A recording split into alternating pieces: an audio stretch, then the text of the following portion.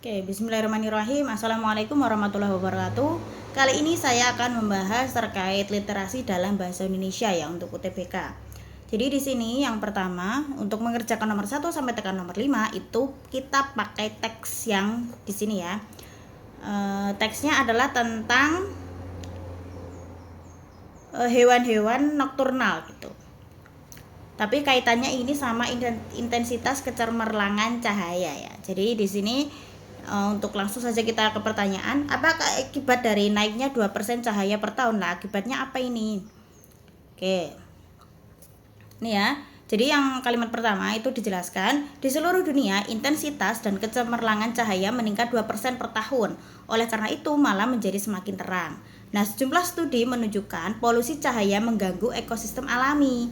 Dr. Camille Spoelstra, seorang ahli ekologis Belanda, bersama timnya berusaha memahamkan pengaruh cahaya lampu di malam hari terhadap kelelawar. Hewan yang aktif di malam hari ini menggunakan cahaya bulan untuk bernavigasi. Mereka itu sensitif terhadap spektrum cahaya biru. Nah, semakin terang cahaya biru maka mereka semakin terganggu gitu. Nah, jadi yang dimaksud di sini hewan kelelawar itu adalah hewan nokturnal. Artinya dia itu adalah hewan yang aktif pada malam hari, dan hewan yang aktif pada malam hari itu dia akan terganggu begitu ya. Ini di sini. Oke. Mereka sensitif terhadap spektrum cahaya biru. Semakin terang cahaya biru maka mereka semakin terganggu. Maka akibat dari naiknya 2% cahaya per tahun itu adalah kehidupan hewan nokturnal. Yang dimaksud di sini adalah si kelelawar itu tadi, itu akan terganggu ya. Oke, jadi jawabannya adalah yang B. Kemudian nomor 2, jika ditambahkan satu paragraf baru di antara paragraf 1 dan 2, paragraf tersebut kemungkinan akan membahas apa? Oke, antara paragraf 1 dan paragraf 2 ya, kita lihat untuk paragraf 1 yang kalimat terakhir ya. Semakin terang cahaya biru, semakin mereka terganggu, seperti itu. Kemudian langsung di paragraf kedua yang awal itu adalah untuk menguji reaksi kelelawar terhadap spektrum warna, menempatkan sekitar 200 lampu di seluruh negeri yang memancarkan beragam warna gitu. Nah, jadi kemungkinan yang dibahas itu adalah terkait dua hal ini ya gitu. Nah, jadi jawabannya yang mana nih? Nah, jadi yang A ini opsinya adalah kelelawar sebagai salah satu makhluk yang terganggu. Ini mungkin bisa ya. Kemudian yang B, perbandingan tingkat polusi cahaya di berbagai negara. Nah, ini kurang tepat ya. Kemudian yang C, alasan manusia melakukan penerangan di malam hari. Itu juga kurang tepat. Kemudian penelitian tentang cahaya yang tidak mengganggu itu juga kurang tepat, kan di sini dia sudah jelas-jelas terganggu ya. Kemudian yang E, efek penerangan terhadap kelelawar sebagai makhluk nokturnal. Oke, jadi kita lihat ya, untuk paragraf 1 itu kan sudah membahas kelelawar itu sebagai salah satu hewan yang terkena dampak dari polusi cahaya. Nah, sementara itu pada awal paragraf 2 itu kan diungkapkan adanya pengujian reaksi dari kelelawar terhadap spektrum warna. Nah, dengan demikian topik yang paling mungkin untuk dibahas di antara paragraf 1 dan paragraf 2 itu adalah pemaparan lebih mendetail atau rinci tentang kelelawar sebagai makhluk nokturnal yang terganggu oleh peningkatan intensitas cahaya tersebut. Jadi jawabannya adalah yang A. Kemudian nomor 3, sebuah kalimat yang efektif dapat memberikan informasi yang jelas kepada pembaca. Nah, pada kalimat 8, informasi apa yang tidak tercantumkan? Ini yang kalimat 8 ya. Ini untuk menguji reaksi kelelawar terhadap spektrum warna, menempatkan sekitar 200 lampu di seluruh negeri yang memancarkan beragam warna. Nah, ini kalau misalnya kita perhatikan lagi ya, di sini itu langsung tiba-tiba menempatkan. Nah, tidak ada subjeknya, padahal menempatkan itu kan predikat ya, yang mana dia itu harus didahului oleh subjek. Nah, subjeknya itu tidak ada. Nah, jadi subjek itu adalah orang yang menempatkan lampu. Jadi jawabannya adalah yang E. Kemudian untuk nomor 4, manakah simpulan yang tepat untuk bacaan di atas? Nah, jadi simpulan itu adalah sebuah pernyataan yang dia itu selain berhubungan dengan topik atau ide pokok juga mencakup seluruh isi dari bacaan. Nah, topik bacaan tersebut itu adalah tentang peningkatan intensitas cahaya sebesar 2% per tahun. Nah, sementara isi bacaannya itu adalah dampak negatif yang ditimbulkan oleh peristiwa tersebut terhadap makhluk hidup yang aktif pada malam hari. Nah, dengan demikian simpulan yang tepat untuk bacaan tersebut itu adalah mengurangi cahaya dengan spektrum warna biru diperlukan untuk kebaikan semua makhluk hidup. Jadi jawabannya adalah yang C. Ini ya. Kemudian nomor 5. Penulisan kata bercetak tebal yang tidak tepat adalah intensitas harusnya intensi. Ini sudah benar ya. Kemudian aktif itu harusnya aktivasi, ini tidak, ini sudah benar ini. Sekadar harusnya sekedar, ini sudah benar. Ekologis harusnya ekologi. Nah, ini ya yang benar ya. Jadi ekologis itu harusnya ekologi. Jadi jawabannya adalah yang D. Lanjut untuk nomor 6 sampai dengan 10 kita pakai teks ini sama bagan yang di bawahnya ini ya. Pertanyaannya adalah tentang ini. Berdasarkan bacaan di atas kita dapat menarik kesimpulan bahwa kita baca dulu ya. Perubahan arsitektur akan berlangsung secara bertahap, namun perubahan suatu kebudayaan tidak terjadi secara spontan dan komprehensif. Bahkan, sebagai bentuk kebudayaan yang paling konkret, arsitektur merupakan bentuk kebudayaan yang paling rentan berubah. Arsitektur suatu daerah akan mengalami perubahan atau terjadi perubahan pada unsur kebudayaan yang lain. Dalam perubahan itu ada bagian yang tetap, tetapi ada juga pula bagian yang mengalami perubahan dan mengikuti perkembangan sesuai dengan kondisi baik alam serta lingkungan. Nah, seperti kita ketahui, yang namanya simpulan itu adalah sebuah pernyataan yang dia itu selain berhubungan dengan topik atau ide pokok, itu juga mencakup seluruh isi bacaan. Nah, dengan demikian, simpulan yang paling tepat berdasarkan paragraf tersebut adalah pernyataan yang menegaskan bahwa sebuah arsitektur itu mengalami perubahan. Jadi jawabannya adalah yang E.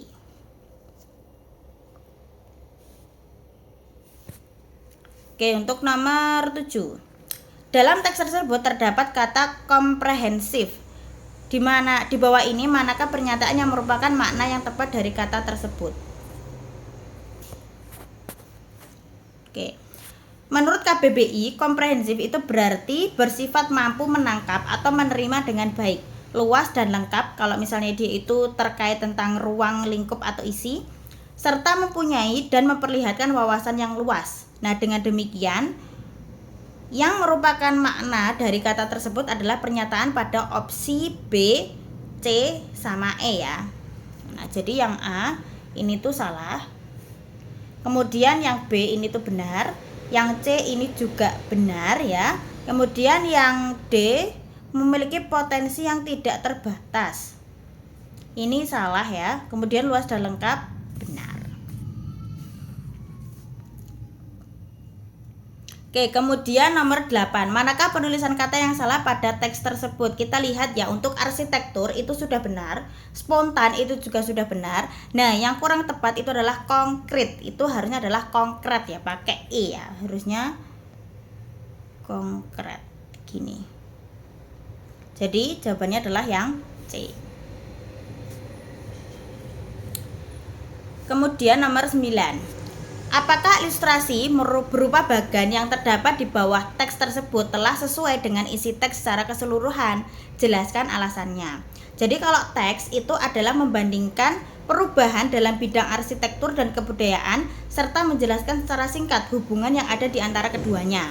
Nah, tetapi untuk bagannya ini ya menggambarkan perubahan dalam bidang arsitektur sejak zaman kuno hingga postmodern. Nah, dengan demikian bagan tersebut itu tidak sesuai dengan isi teks yang ada di atasnya. Artinya keduanya itu mempunyai topik yang bukan topik sih, maksudnya ada hal yang berbeda yang dibahas seperti itu ya. Maka jawaban yang tepat itu adalah yang B ya. Jadi tidak, karena teks membandingkan perubahan dan hubungan antara arsitektur dengan kebudayaan, sedangkan kalau bagannya itu menunjukkan perkembangan arsitektur dari waktu ke waktu. Jadi jawabannya adalah yang B. Kemudian untuk nomor 10 ya. Jika diperhatikan lebih seksama, terdapat kesalahan penggunaan konjungsi dalam teks tersebut. Nah, konjungsi yang salah itu apa sih? Ya, kita lihat untuk konjungsi akan pada kalimat 1. Perubahan arsitektur akan berlangsung secara bertahap. Nah, ini boleh betul. Kemudian penggunaan konjungsi namun. Oke, kita lihat ya. Namun perubahan suatu kebudayaan tidak terjadi secara spontan dan komprehensif. Ini juga masih benar ya. Kemudian yang nomor 3, bahkan pada kalimat nomor 3 kita lihat, bahkan sebagai bentuk kebudayaan yang paling konkret, arsitektur merupakan bentuk kebudayaan yang paling rentan berubah. Nah, ini juga sudah benar ya. Kemudian yang atau untuk yang D,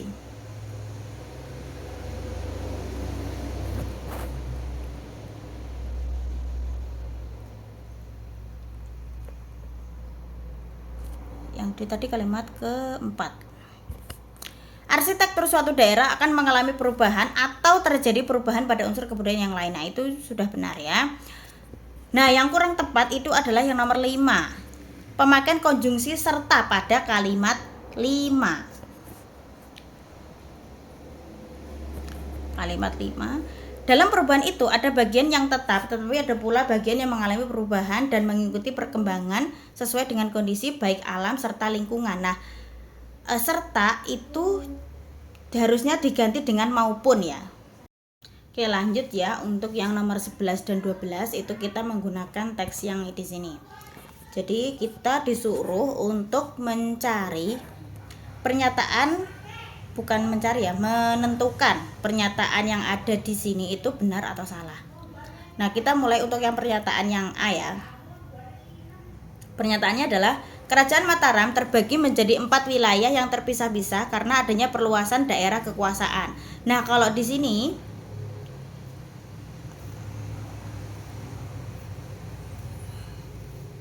dikatakan bahwa misalnya dalam kasus Kerajaan Mataram posisinya semakin melemah karena terbagi menjadi 4 wilayah terpisah. Jadi di sini itu tidak dijelaskan apakah itu karena perluasan kekuasaan ataupun bukan gitu ya. Jadi pernyataan yang A ini adalah salah. Kemudian yang B, sikap pro dan kontra terhadap kebijakan publik mempengaruhi semangat kebersamaan dalam menghadapi pandemi. Nah, di sini ada ini ya, bahwa pro dan kontra terhadap kebijakan publik misalnya justru memperoleh. Jadi sikap pro dan kontra itu benar kalau misalnya mempengaruhi cara untuk menghadapi pandemi ya. Jadi benar. Oke. Kemudian sikap bersama menyikapi kebijakan publik memperoleh ruang dan ekspos yang luas dalam menghadapi pandemi. Nah, ini kurang tepat ya, karena di sini tuh kita tidak sadar bahwa pro dan kontra terhadap sebuah kebijakan publik misalnya justru memperoleh panggung daripada upaya bersama untuk keluar dari pandemi ini. Jadi salah ya. Salah itu tadi yang sini ya. Salah. Kemudian yang nomor D, persentase tertinggi warga masyarakat yang menolak vaksinasi justru terjadi pada wilayah yang merupakan pusat kasus. Nah, ini ya, misalnya hasil survei mencatat presentasi warga DKI Jakarta yang menolak vaksinasi COVID-19 paling tinggi di Indonesia, yaitu 33% ya. Dan nih di sini padahal dari pusat kasus gitu. Jadi jawabannya ini benar ya. Kemudian yang E, kongsi dagang pemerintah Belanda menggunakan siasat divide et impera untuk menguasai wilayah Nusantara. Nah, kita lihat di sini, divide et impera menjadi salah satu senjata kongsi dagang Belanda atau VOC untuk menguasai Nusantara. Jadi, pernyataan yang E ini adalah benar. Salah kolom. Oke. Kemudian nomor 12 ya. Simpulan yang tepat dari bacaan di atas adalah, jadi yang namanya simpulan tadi sudah saya ulangi ya, bahwa selain berhubungan dengan topik dan ide pokok itu ternyata juga mencakup seluruh isi dari bacaan. Nah, topik bacaan tersebut itu adalah keterpurukan sebuah bangsa yang terpecah belah dan tidak dapat bersatu ketika menghadapi suatu permasalahan gitu. Nah, misalnya kan yang di paragraf pertama tadi yang awal-awal itu dijelaskan terkait Kerajaan Mataram yang dia itu terpecah belah, akhirnya malah justru kondisinya itu semakin melemah. Kemudian yang di bawah itu intinya kayak sesuai nih, analoginya sama nih dengan masyarakat sekarang ketika menghadapi COVID-19. Nah, ketika menghadapi COVID itu malah justru yang mendapatkan panggung terbanyak itu adalah sikap pro dan kontra, bukan malah bagaimana sih caranya kita untuk menghadapi pandemi itu gitu. Malah yang paling banyak disoroti itu adalah ada yang setuju dan ada yang tidak setuju gitu. Maka jawabannya itu adalah yang A ya. Jadi kesepahaman dan kebersamaan semua pihak merupakan faktor penting dalam upaya menghadapi dan menyelesaikan permasalahan. Jadi jawabannya adalah yang A.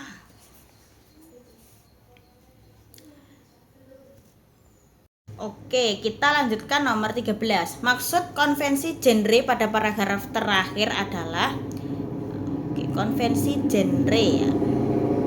Nih. Apa sih maksudnya konvensi genre itu? Jadi, konvensi genre itu adalah unsur-unsur yang ditentukan sebagai standar dalam jenis film tertentu. Nah, berdasarkan pengertian tersebut, pembuatan film dengan ketentuan tertentu sesuai genre yang dipilih merupakan jawaban yang paling tepat. Jadi, jawabannya yang C. Lanjut untuk nomor 14. Pernyataan yang benar sesuai dengan teks adalah ya, BTS dipilih menjadi orang yang paling berpengaruh di Asia selama 2 tahun berturut-turut. Oke. Di sini dikatakan BTS dipilih sebagai orang yang paling berpengaruh 2020 gitu. Dalam tahun, nah di sini sebelumnya tahun 2019 BTS juga telah terpilih menjadi salah satu orang Asia paling berpengaruh. Jadi 2 tahun ya, bener ya. Jadi 2019 dan 2020. Jadi jawabannya adalah yang A. Lanjut untuk nomor 15. Berdasarkan paragraf kedua, apabila Blackpink tidak mencapai 35 juta subscriber di YouTube, apakah hal yang mungkin terjadi? Nah, di sini dijelaskan bahwa si Blackpink ini tuh selain punya ini ya, subscriber lebih dari 35 juta, tetapi si Blackpink ini tuh juga memperoleh banyak sekali prestasi ya. Jadi diantaranya itu adalah tampil dalam festival Coachella, kemudian menduduki peringkat tertinggi dalam chart Billboard Hot 100 dan Billboard 200, hingga menjadi satu-satunya girl group yang masuk dalam chart Billboard Emerging Artist. Nah, pencapaian-pencapaian itu mengungkapkan kalau sebenarnya si Blackpink ini tetap layak sebagai sosok atau tokoh yang paling berpengaruh di Asia gitu. Jadi jawabannya itu adalah yang E ya. Jadi si Blackpink itu tetap dipilih sebagai orang yang paling berpengaruh di Asia tahun 2020 mengingat pencapaian lainnya yang tidak kalah hebat. Jadi tidak serta-merta cuma ditentukan dari subscriber YouTube saja, tapi juga berdasarkan prestasi-prestasi yang lainnya gitu. Kemudian nomor 16. Dari pertanyaan-pertanyaan berikut, manakah yang tidak bisa dijawab hanya mengandalkan informasi dari teks gitu ya. Yang A. Nomor 16 ya, A. Berapa jumlah orang yang dipilih Gold House dalam sebagai kandidat ya. Nah, di sini sudah dijelaskan. Nah, kandidat-kandidatnya itu sudah ada ini ya, ada Blackpink, kemudian ada BTS, sutradara Bang Joon-ho. Nah, itu dijelaskan ya di situ. Jadi benar ya, ada maksudnya jawabannya di teks. Kemudian apa sajakah judul film yang pernah digarap oleh Bang Joon-ho? Nah, di sini ya juga sudah ada nih. Bang Joon-ho, Gold House menyatakan bahwa sang sutradara terkenal sebagai sosok bertalenta lewat film-film garapannya seperti Barking Dogs Never Beat, kemudian Memories of Murder, kemudian The Host, Mother, Snowpiercer, Okja. Jadi kan dijelaskan ya film-filmnya itu apa saja gitu. Kemudian jadi ada ya nomor yang D ya, kita yang D, apakah lagu Kills This Love ditonton lebih dari 1 miliar penayangan? Nah, di sini apakah ada ya Kills This Love? Nah, ini ya cuma ada ini, yakni posisi 41 lewat lagu Kill This Love.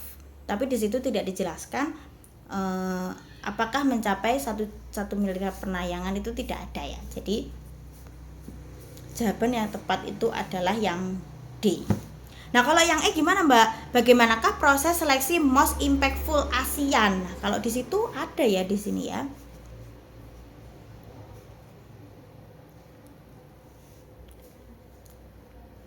Nah, jadi di sini menurut Gold House, daftar final A100 dipilih melalui proses seleksi yang ketat dengan dimulai nominasi publik. Kandidat kemudian dipersempit melalui pemilihan yang dilakukan langsung dari perwakilan 20 organisasi nirlaba Asia di Amerika Serikat serta anggota Gold House. Jadi masih ada jawabannya ya untuk yang E. Jadi yang tidak ada adalah yang D. Kemudian untuk nomor 17 sampai 20 kita pakai teks yang baru lagi ya. Kita lihat untuk yang nomor 17. Pernyataan di bawah ini yang merupakan opini sesuai dengan bacaan adalah Yang namanya opini itu berarti adalah pendapat. Jadi dia tidak berdasarkan fakta. Kalau misalnya fakta itu kan berarti dia memang kenyataan dan dia benar-benar terjadi. Tapi kalau opini itu cuma sekedar pendapat seseorang ya. Kemudian yang ini ya, mendukung kebijakan insentif non-moneter memberi manfaat langsung bagi masyarakat.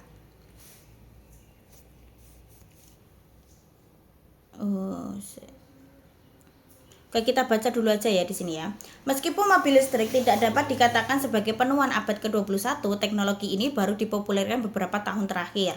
Mobil listrik adalah mobil dengan mesin pendorong berupa motor listrik yang energinya diambil dari baterai isi ulang. Berita paling menonjol dalam teknologi ini di antaranya adalah usaha pembangunan tempat pengisian daya pengganti pompa bensin. Pada dasarnya, stasiun pengisian daya dapat ditempatkan di mana saja, bahkan di rumah sekalipun. Dibandingkan dengan kendaraan bermesin pembakaran internal, mobil listrik lebih senyap dan tidak memiliki emisi gas buang. Nah, mobil listrik hemat energi dan tidak menyebabkan banyak polusi udara dan suara. Mobil listrik ini merupakan alternatif yang baik yang dapat mengurangi pencemaran lingkungan, termasuk lingkungan atmosfer yang dapat menyebabkan perubahan iklim. Nah, perubahan iklim adalah masalah nyata dan tantangan terhadap pemanasan global yang merupakan persoalan yang sangat serius dan harus ditemukan solusinya. Nah, kendaraan listrik itu juga hadir dengan beberapa kekurangan. Salah satunya adalah bahwa stasiun pengisian daya tidak tersedia di semua area dan bahkan mungkin sulit ditemukan. Paket baterai di kendaraan listrik lebih mahal untuk diganti daripada yang ada di kendaraan biasa karena kapasitas dayanya itu harus besar. Akibatnya, waktu pengisian baterai lama dan volume maupun berat baterai sangat besar sehingga mobil listrik menjadi lebih berat. Nah, daya yang bisa disimpan baterai sampai saat ini itu masih terbatas dan berakibat baterai seperti tidak berguna untuk berkendara jarak jauh. Nah, sejumlah pemerintah di dunia itu telah memperkenalkan kebijakan untuk mendukung adopsi massal kendaraan listrik. Berbagai kebijakan telah ditetapkan untuk memberikan insentif non-moneter, subsidi untuk pengembangan infrastruktur pengisian daya, dan peraturan jangka panjang dengan target khusus. Inti kebijakan tersebut adalah mendorong pengembangan dan penggunaan mobil listrik. Kebijakan ini perlu didukung mengingat kelebihan mobil listrik yang telah dikemukakan di atas dan bahan bakar fosil yang akan habis dalam waktu yang tidak lama lagi gitu. Jadi untuk yang merupakan opini penulis yang sesuai bacaan adalah itu yang E ya. Jadi mendukung kebijakan pengembangan mobil listrik untuk mengurangi konsumsi minyak bumi gitu. Jadi yang E ya. Oke, kemudian kita lihat yang nomor 18. Berilah tanda centang pada kolom benar atau salah setiap pernyataan berikut. Yang A, baterai yang digunakan mobil listrik berbeda dengan baterai yang digunakan pada mobil mesin. Jadi jawabannya adalah benar ya ini ya. Insentif non tunai merupakan kebijakan salah satu pemerintah sejumlah negara dalam mendukung pengembangan mobil listrik. Nah, jadi ini juga benar. Kemudian yang C, mesin listrik yang menggerakkan mobil mengandung komponen yang membuat mobil listrik lebih berisik. Nah, ini salah ya, padahal tadi dijelaskan kalau mobil listrik itu lebih justru tidak ada polusi suara gitu. Jadi salah ya. Kemudian yang D, mobil listrik sudah dikenal sejak abad 20. Nah, ini tidak dijelaskan juga, ini salah ya ini ya. Kemudian mobil listrik dapat menempuh jarak jauh dalam sekali pengisian baterai, ini juga salah. Karena di situ sudah dijelaskan kalau baterainya itu tidak bisa digunakan dalam jarak jauh. Artinya kayak semacam baterainya itu kayak nggak berguna gitu loh ketika digunakan untuk jarak jauh gitu. Jadi salah ya. Kemudian yang nomor 19. Menurut bacaan alasan utama dikembangkannya mobil listrik itu adalah apa? Oke, untuk nomor 19 kita lihat untuk yang paragraf terakhir ini ya.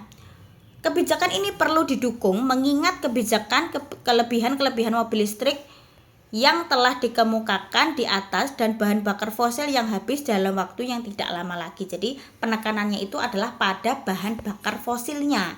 Jadi artinya itu cadangan minyak bumi akan segera habis ya. Makanya kita disarankan atau mendukung kebijakan menggunakan mobil listrik. Jadi jawabannya adalah yang C.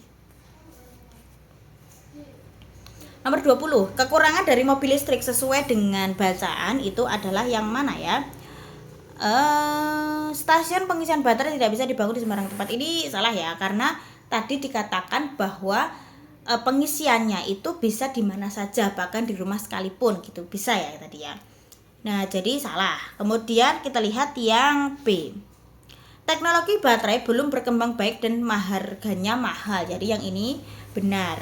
Karena informasi mengenai kekurangan mobil listrik pada teks tersebut terdapat pada paragraf ketiga tadi ya. Di antaranya adalah paket baterai pada mobil listrik lebih mahal karena kapasitas dayanya harus besar dan stasiun pengisian dayanya yang masih sulit ditemukan gitu. Walaupun itu bisa dibangun di mana saja. Oke, kemudian untuk yang teks untuk yang nomor 21 dan 22 kita menggunakan teks yang baru lagi ya tentang galaktosa ini. Oke, kita lihat yang nomor 21 ya. Makna yang paling tepat untuk galaktosemia adalah sebentar, ini galaktosemia. Oke, kita baca dulu ya sebentar. Galaktosa adalah salah satu jenis gula yang terdapat dalam susu, baik ASI maupun susu formula. Dalam kondisi normal, galaktosa akan dicerna oleh tubuh dan diubah menjadi energi.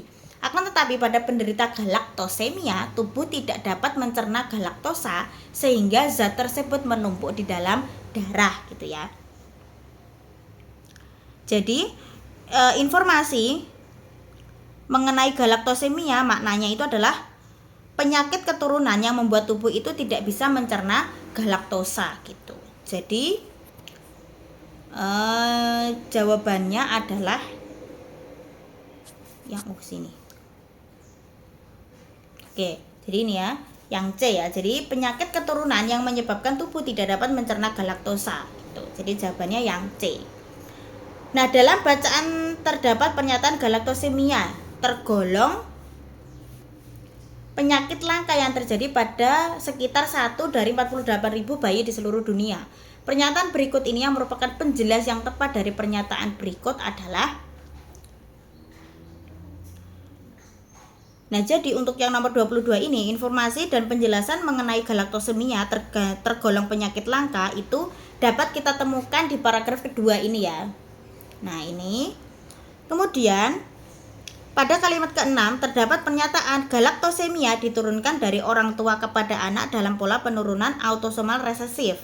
Pernyataan tersebut merupakan penjelas bagi informasi yang menyatakan bahwa galaktosemia itu tergolong penyakit langka yang terjadi pada sekitar 1 dari 48.000 bayi di seluruh dunia. Jadi jawabannya adalah yang E. Ya. Jadi artinya langka itu karena walaupun orang tuanya itu punya penyakit keturunan tapi cuma 25% ya kemungkinannya gitu. Jadi langka. Kemudian yang nomor 23 dan 24 yaitu kita pakai teks yang di sini. Tema kutipan novel tersebut adalah, oke kita bisa baca dulu ya untuk yang ini. Kamu sudah bijaksana, tapi kamu bukan anak biasa. Jutaan anak biasa di luar sana nggak sebijak kamu. Dan mungkin saja membuat pilihan yang salah. Dan kalau kesalahan dia atau kesalahan kamu menyakiti salah satu dari kalian, bisa saja itu membekas dan berdampak parah. Luka dari masa kecil itu lebih sulit disembuhkan daripada yang kamu dapat setelah dewasa. Aku mengangkat bahu. Yang kubilang barusan adalah perspektif umum orang dewasa. Tapi kamu yang menentukan apa yang kamu mau kamu lakukan. Aku nggak kenal anak ini, tapi sebagai orang yang sayang kamu, aku akan otomatis menganggap kalau nggak ada anak yang sepadan untuk kamu. Suki mengerit. Jadi menurut kamu, aku harus bilang enggak? Enggak juga, tapi kamu mau coba silakan saja. Tapi kamu harus tahu kalau nggak ada orang lain yang bisa menanggung risiko dari perbuatan yang kamu pilih. Jadi anak kecil nggak akan memberikanmu pengecualian. Jadi kamu nggak memberi nasihat apa-apa, tanya Suki. Aku tertawa dan menggeleng. Enggak, menurutku anak-anak harus dididik untuk belajar, mengambil keputusan dan menanggung hasilnya. Tapi kamu bukan anak biasa. Kamu sudah terbiasa menghadapi keputusan sulit. Tapi kalau nasihat aku punya satu.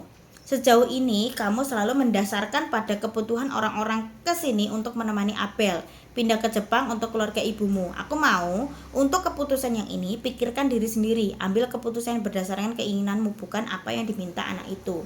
Nah, mungkin ini bukan waktunya lagi kamu belajar mengambil keputusan, tapi untuk membedakan jenis keputusan mana yang harus diambil berdasarkan kebutuhan orang dan mana yang harus diambil berdasarkan kebutuhan kamu. Aku tersenyum dan mengusap rambutnya lagi gitu. Jadi, tema dari kutipan di atas itu adalah, nah jadi kalau misalnya kita tuh mengatakan tema itu adalah juga bisa dikatakan sebagai ide pokok. Nah, dalam sebuah cerita, tema itu merupakan dasar cerita tersebut dan biasanya tersirat di bagian awal atau akhir cerita. Nah, berdasarkan pemahaman pada bagian akhir kutipan cerita tersebut, kita dapat menyimpulkan bahwa keputusan akhir tentang cara menjalani hidup menjadi tanggung jawab dari diri sendiri adalah pernyataan yang paling sesuai dengan tema cerita. Jadi jawabannya itu adalah yang D ya. Oke.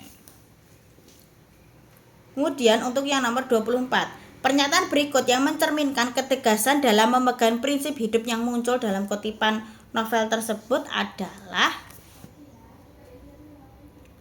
ketegasan dalam memegang prinsip hidup tercermin dalam dialog yang diucapkan oleh tokoh aku saat menasihati Suki dalam cerita tersebut. Nah, jadi dia bilang ya tapi kamu harus tahu kalau gak ada orang lain yang bisa menanggung resiko dari perbuatan yang kamu pilih. Jadi jawabannya adalah yang B.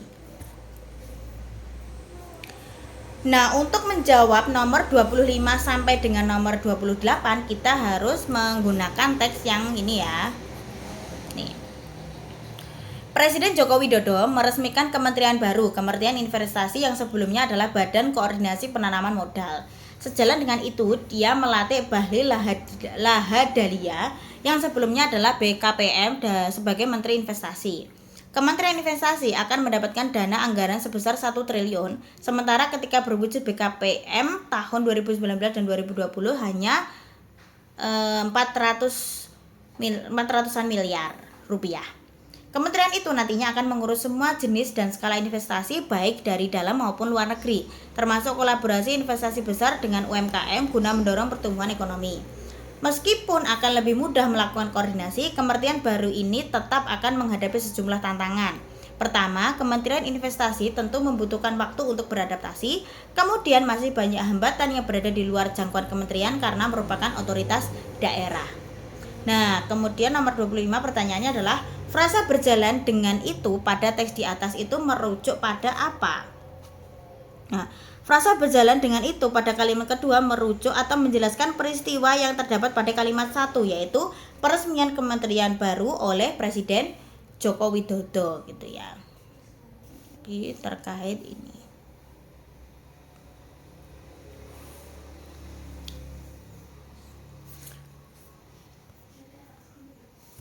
Oke, jadi nomor 25 jawabannya adalah yang B. Nomor 26, opini penulis pada bacaan di atas dituliskan dalam kalimat ini. Kita lihat ya, 1, 2, 3, 4, 5 mana yang merupakan opini. Kalau yang namanya opini tadi sudah saya singgung sedikit, yaitu tentang pendapat seseorang. Artinya opini itu adalah peristiwa yang belum tentu terjadi dan juga belum tentu terbukti kebenarannya. Nah, kata kunci akan itu pada kalimat yang kelima ini ya. Meskipun akan lebih mudah melakukan koordinasi, kementerian baru ini tetap akan menghadapi sejumlah tantangan. Nah, itu kan belum tentu terjadi karena dan belum tentu juga kebenarannya ya. Maka dapat dikatakan sebagai opini untuk yang kalimat nomor 5. Jadi yang E ya jawabannya. Nomor 27. Kalimat 6 dalam bacaan di atas ditulis dengan tujuan untuk apa? Kalimat 6 ya, sebentar. Tadi pertama, Kementerian Investasi tentu membutuhkan waktu untuk beradaptasi. Jadi jawabannya adalah yang bukan. Jawabannya adalah yang C ya, menegaskan kembali kementerian baru agar selalu adaptif. Kalau yang E ini tadi bukan sulitnya ya, tapi lebih ke kayak menegaskan kembali kementerian baru agar selalu adaptif. Jadi jawabannya adalah yang C. Nomor 28, kata bercetak tebal pada kalimat 7 dapat diganti dengan kata apa? Jadi nomor 28 itu adalah si hambatan ya. Hambatan itu artinya adalah halangan, rintangan, atau adanya kayu penghalang. Ini menurut KBBI ya. Jadi jawabannya untuk yang nomor 28 itu adalah yang E atau rintangan. Nomor 29. Jadi menggunakan teks yang ini ya, naiknya permukaan air laut dan seterusnya itu. Kita langsung ke pertanyaan nomor 29.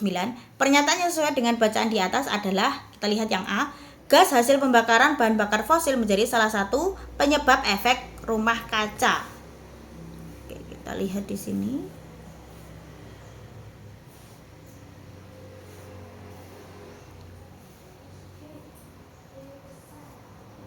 Nah, ini ya. Gas yang dihasilkan dari pembakaran bahan bakar fosil di pembangkit listrik, pabrik, dan mobil adalah penyebab efek yang disebut rumah kaca itu. Jadi benar ya itu ya. Jadi jawabannya adalah yang A. Kemudian untuk nomor 30. Pernyataan yang tidak benar yang berhubungan dengan Pulau Tegua adalah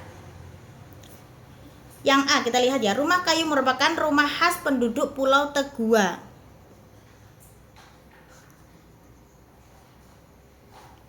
Rumah kayu merupakan rumah khas penduduk Pulau Tegua. Coba kita lihat ya yang ada di sini, rumah kayu.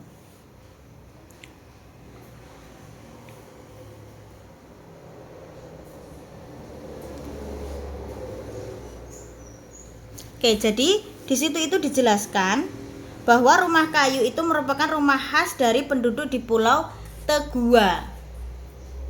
Jadi jawaban yang tidak benar, pernyataan yang tidak benar itu adalah yang A ya. Karena di situ tuh keterangannya tuh nggak jelas gitu. Apakah rumah khas penduduk Pulau Tegua itu apakah rumah kayu? Karena di sini cuma dijelaskan kalau pohon-pohon kelapa yang ada di pinggir pantai telah terendam air dan para penduduk Lateu di Pulau Tegua mulai membongkar rumah kayunya yang berpindah di pulau dekatnya yang 600 meter lebih tinggi. Nah, tapi di situ tidak dijelaskan apakah rumah kayunya itu tuh merupakan rumah yang khas di sana atau tidak, itu tidak dijelaskan ya. Jadi pernyataan yang tidak benar tadi yang A ya berarti ya.